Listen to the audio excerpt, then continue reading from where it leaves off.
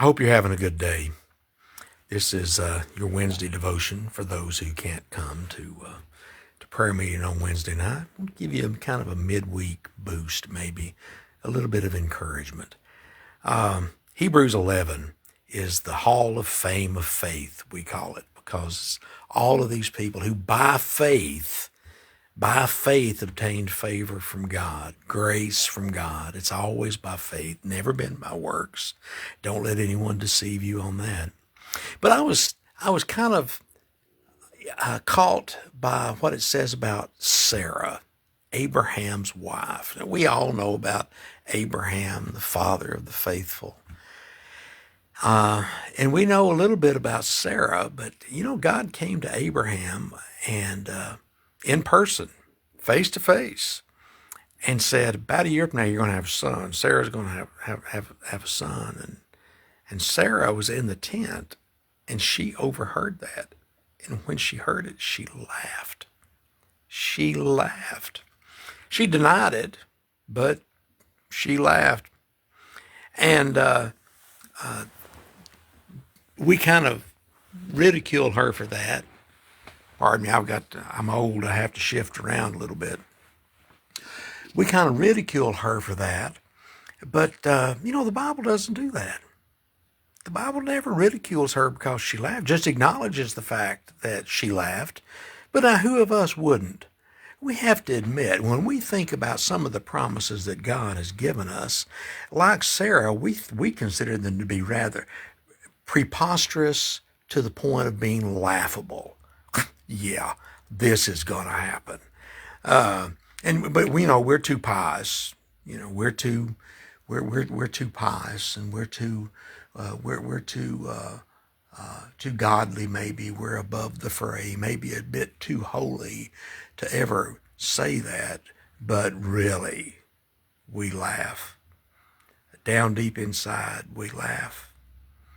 Thing about it is, listen to this. This comes from Hebrews 11, where Sarah is listed among the faithful, the Hall of Fame of faith. Here she is in Hebrews 11:11. It says that by faith, Sarah herself received power to conceive, even when she was past the age, since she considered him faithful who promised.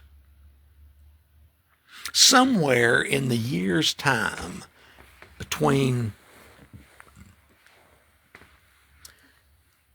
hearing God's promise and basically laughing in his face, somewhere in that time, in the time that she conceived and bore a son, her faith went from being a laughing matter to being solid. Now, I share that with you to say this. For a lot of us, we feel like our faith is probably closer to the laughing end of it than the solid end of it. God knows that. He knows where we are. He knows what we believe. He knows how much we trust him. He knows how the depth of our conviction about him and his preposterous or even not so preposterous promises. The thing I like about both Abraham and Sarah is that they were honest with God. Sarah laughed, but she was just being honest.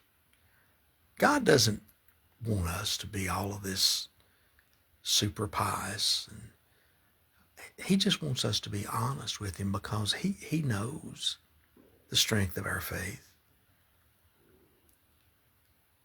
And I do believe that our faith begins to grow in its ability to really grasp the substance of God's promises when we're honest with him about where we are. Maybe and I say it as reverently as I know how, and I don't encourage it, but it may be that we need to laugh. Can this really be? How can this be?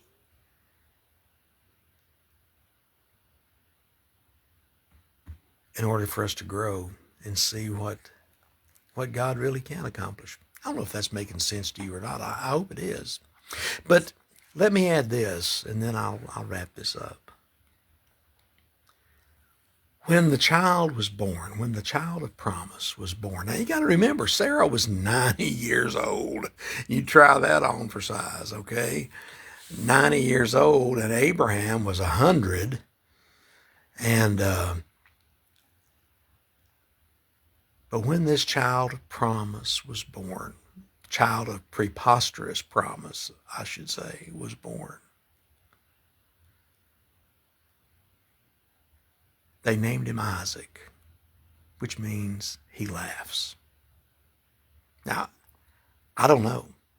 I don't know if he refers to Isaac, that he would grow up to be a man of laughter, man of pleasant demeanor and sense of humor, that, he laughs. I don't know if it referred to Abraham, that Isaac made him laugh, put a smile on his face. Every time he saw him, every time he heard him, every time he talked about him, he did so with a smile on his face, because he was the son of promise, the only son of Sarah. But I wonder,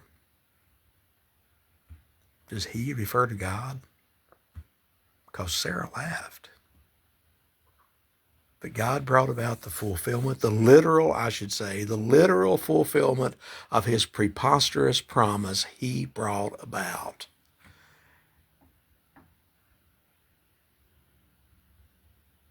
And I wonder,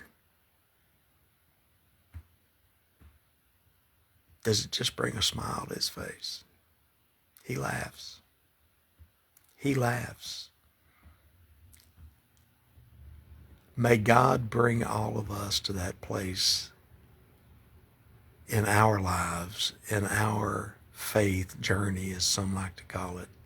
May God bring each one of us to that place where our lives, as we enjoy the fulfillment of God's preposterous promises in our lives, may our lives, our faith, bring a smile to his face and make him laugh.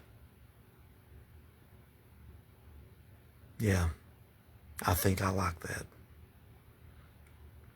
I hope it does something to encourage you. Start where you are. Just be honest with God. Faith the size of a mustard seed. That's all he looks for. Faith that Acts 17, that gropes in the darkness, reaching out for him.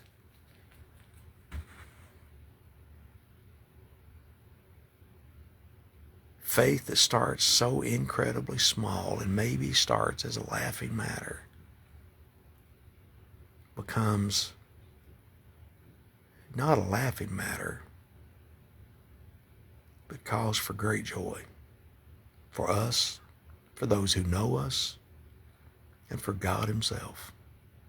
There's joy in heaven over one sinner who repents.